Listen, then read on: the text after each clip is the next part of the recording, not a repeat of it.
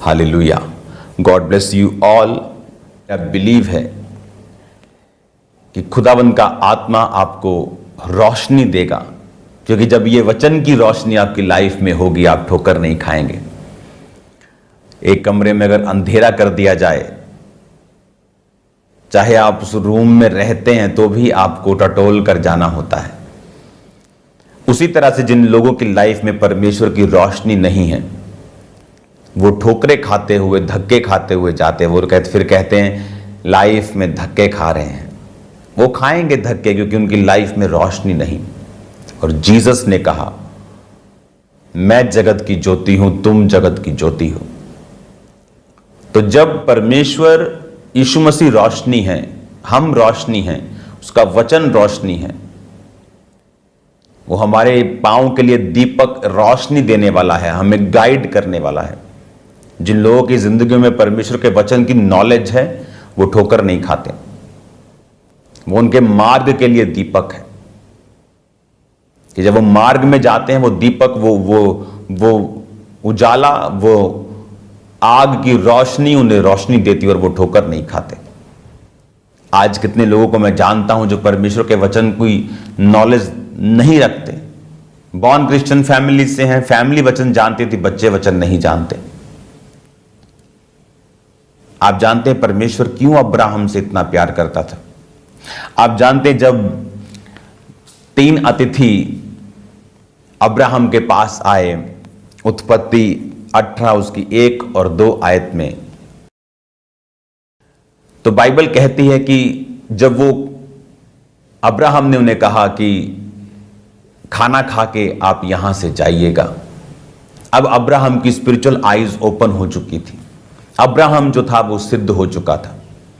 परमेश्वर उसे बोल चुके थे, अब्राहम मेरी उपस्थिति में चलता जा और सिद्ध होता जा। और बाइबल कहती है अब्राहम जब सिद्ध हुआ तो उसको वो दिखा जो पहले नहीं दिखता था। अब अब्राहम देख पाया उन दूतों को जो वो पहले नहीं देख पाता होगा। और दोपहर के टाइम बाइबल कहती है जब वो आ रहे थे तो अब्राहम उस समय आलस कर सकता था, अमीर इंसान था, सोच सकता था कि छोड़ो यार क्या धूप, लेकिन वचन कहता वो उठा। उसकी जो स्पिरिचुअल जो सेंसेस थी उसे बैठने नहीं दे रही थी। कई बार आपकी लाइफ में अगर आप स्पिरिचुअल हैं तो आप इस बात को समझते हैं। कई बार आप कुछ काम को करना नहीं चाहते आपके शरीर की वजह से, लेकिन आपकी स्पिरिचुअल जो सेंसेस आपको बताती हैं नहीं ये काम करना है, और आप उस काम को करना स्टार्ट करते हैं और बाद में आपको मालूम होता है कि अच्छा हुआ कि मैंने परमेश्वर की आवाज को सुन लिया और मैंने उसको इग्नोर नहीं किया। अब अब्राहम जब यहां उन 3 व्यक्तियों को देखता है जिसमें 2 स्वर्गदूत थे और एक खुद परमेश्वर था, और बाइबल कहती वो ममरे के बांज वृक्षों के बीच में बैठा हुआ, जब कड़ी धूप में तंबू के द्वार पर बैठा हुआ था तो यहोवा ने उसे दर्शन दिया। 3 आयत में उसने कहा, हे प्रभु यदि मुझ पर तेरे अनुग्रह की दृष्टि है तो मैं विनती करता हूं अपने दास के पास से चले ना जाना। मैं थोड़ा सा जल लाता हूं, आप अपने पांव धोकर इस वृक्ष के नीचे विश्राम करें, फिर मैं 1 टुकड़ा रोटी ले आऊं जिससे आप अपने जीव को तृप्त करें, तब उसके पश्चात आगे बढ़ें, क्योंकि आप अपने दास के पास इसीलिए पधारे हैं। उन्होंने कहा, जैसा तू कहता है वैसा ही कर। अब्राहम जब वो बाइबल कहती है अपनी कमियों पे उसने काम किया और वो सिद्ध हुआ, उसको मालूम था, उसकी स्पिरिचुअल जो सेंसेस थी वो अलर्ट थी, और उन्होंने कहा कि प्लीज आप कुछ खा के जाएं। और बाइबल कहती है वो झट से सारा के पास गया। 90 साल की सारा, 99 साल का अब्राहम, झटपट, फुर्ती, फास्ट। आपको स्पिरिचुअल लोग फास्ट मिलेंगे। जहां भी जीसस क्राइस्ट का काम मिलेगा, जीसस क्राइस्ट ने बाइबल कहती चेलों को बुलाया, याकूब को बुलाया, उसके भाई को बुलाया, लिखा वो तुरंत अपने जालों को छोड़कर अपने पिता के पास परमेश्वर के पीछे हो लिए। फिलिप्पुस तुरंत, पतरस तुरंत, तुरंत तुरंत तुरंत तुरंत आपको शब्द मिलेंगे। जीसस क्राइस्ट तुरंत का परमेश्वर है। हालेलुया। एलिया कहता अलीशा को चल मेरे पीछे, उसने कहा मुझे मम्मी डैडी को किस करना है, बताना है, इससे ले लेना है, इससे इसको पैसे दे देना है, ये वाला हिसाब, डोंट गेट आउट, भाग जाए यहां से, अभी जाना है तुरंत। हालेलुया। तो वो तुरंत गया और उसके पास बाइबल कहती है 318 शिक्षित उसके कुटुंब में पैदा हुए लड़ने वाले व्यक्ति थे। एक बड़ा परिवार था उसका। एक ऐसा व्यक्ति जिसके पास 2, 2.5, 3 हजार लोग, जिसके पास समझ लो काम करते हैं, शेफ भी हैं, वर्ल्ड क्लास स्टाफ है। लेकिन यहां उसकी जो सेंसेस हैं, जब स्पिरिचुअल सेंसेस काम करती हैं,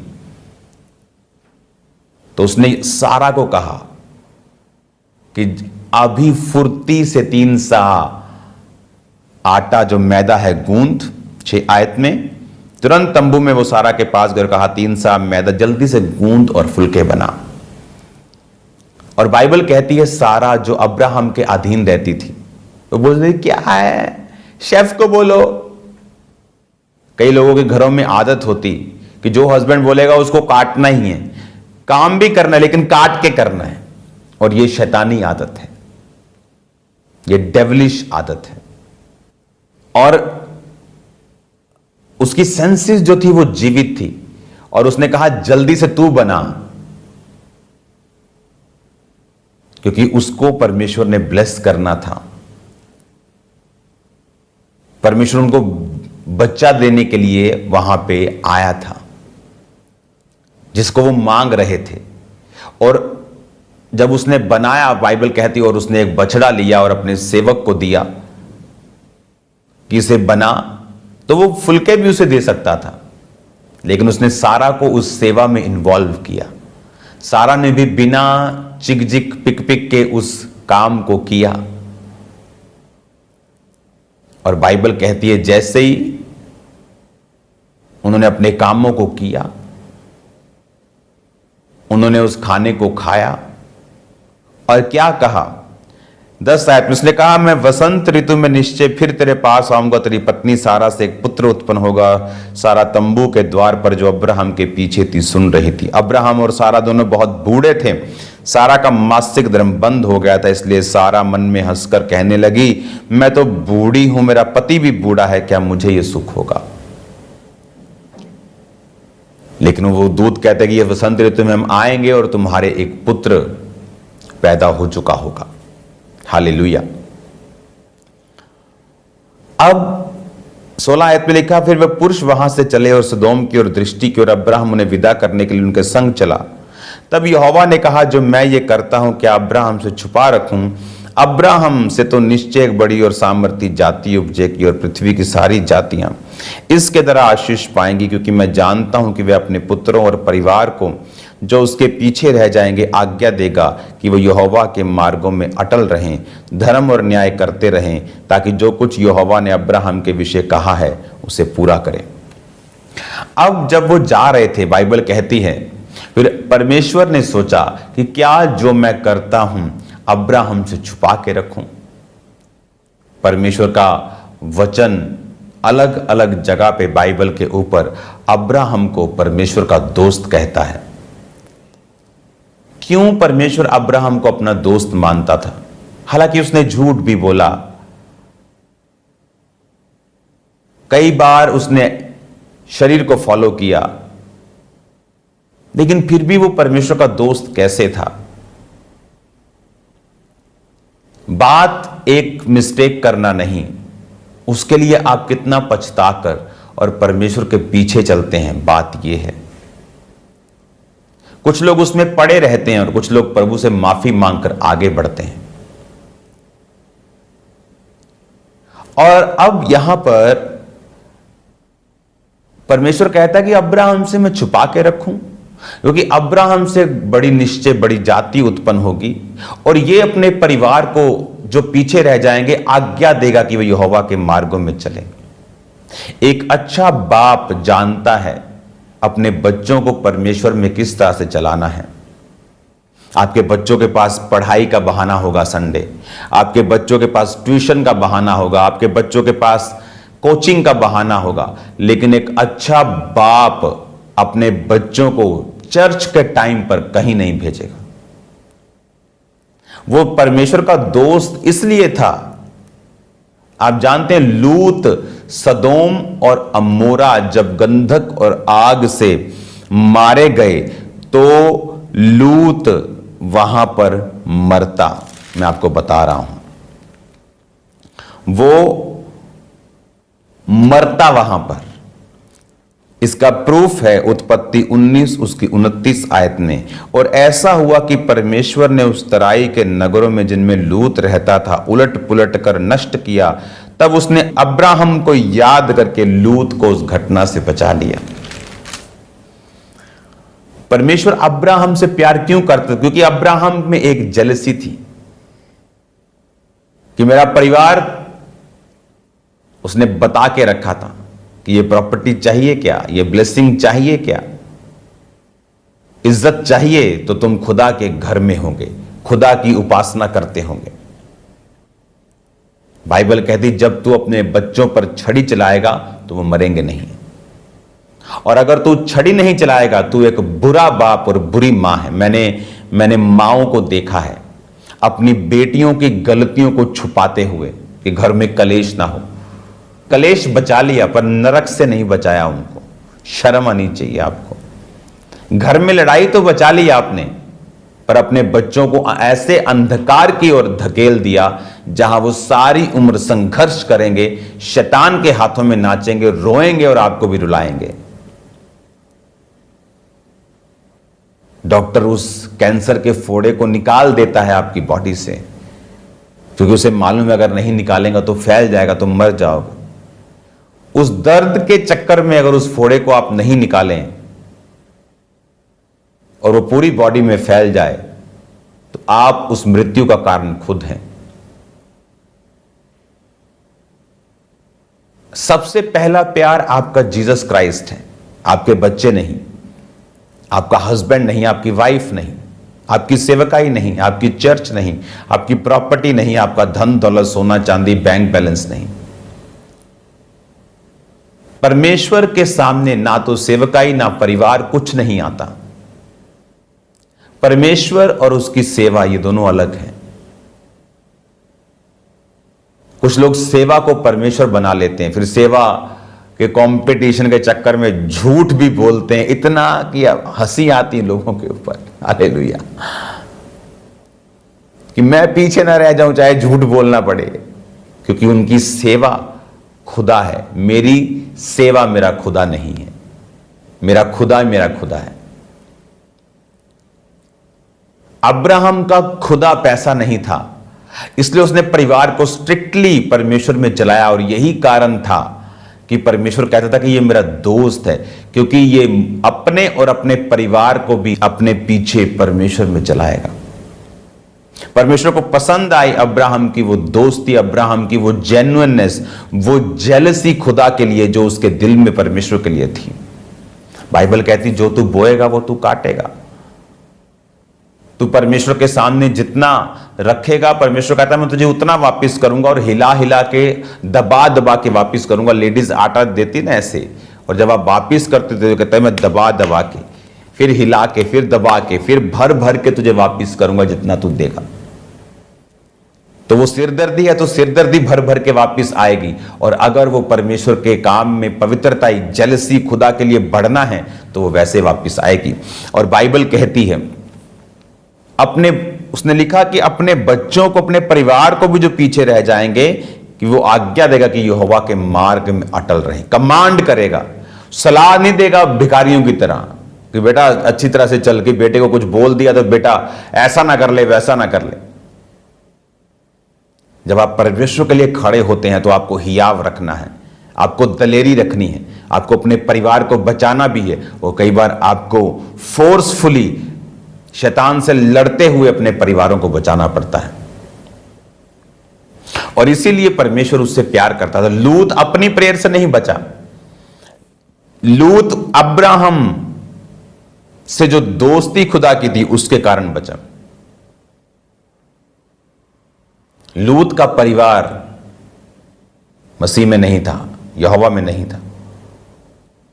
उसकी लड़कियां जो थीं, जो उनके दामाद थे, जब उसने परमेश्वर के बारे में बताया कि यहां पर गंधक आग बरसेगी, तो अगर आप बाइबल की स्टडी करें तो कहता है उसके दामाद हंसी करने लगे, हंसने लगे, कहते बुढ़ा खिसक गया, पागल हो गया, और उसके साथ नहीं आए।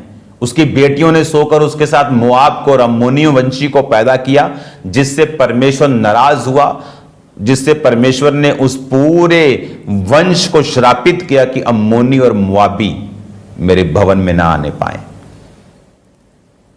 बाइबल कहती लूत उन लोगों के, अब सदोम अमोरा के लोगों को देकर दुखी था, पर बस दुखी था, बस करता कुछ नहीं था। जैसे मैंने देखा कई घरों में माएं दुखी होती, हाँ मेरा बेटा प्रेयर नहीं करता, बस दुखी हैं, ना तो वो उसके लिए प्रेयर करती हैं, ना तो उसको वो डांटती हैं, ना वो उसको चर्च आने के लिए बोलती हैं कि घर में कलेश ना हो। ओके, आप कलेश ना करो, लेकिन अपने बच्चों को नरक की ओर भेज दो।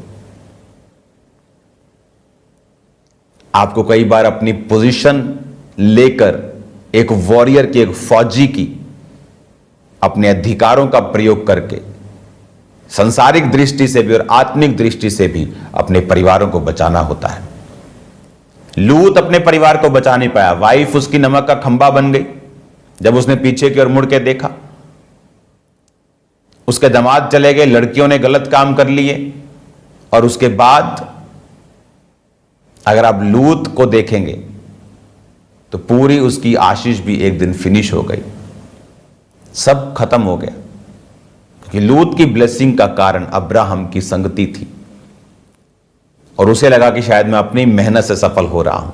और वो जब अब्राहम ने कहा लड़ मत, मेरे चरवाहों के साथ चला जा, तो वो चला गया। उसने ये नहीं कहा कि मैं जाऊंगा नहीं, मुझे अपने तरीके से कहीं भेज दे, कहीं मुझे एरिया दे दे, तू वहां आया जाया कर। लेकिन जब शैतान दिमाग खराब करता है तो लोग नाश की ओर चल पड़ते हैं। जो लोग, जिनकी लाइफ में खुदा की सेवा की बुलाहट है,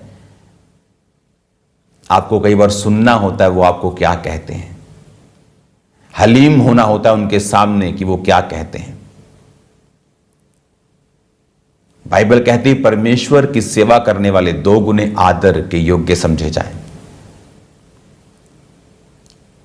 हालेलुया। मैंने लोगों में एक बड़ी बुरी और एक डफर बात देखी है।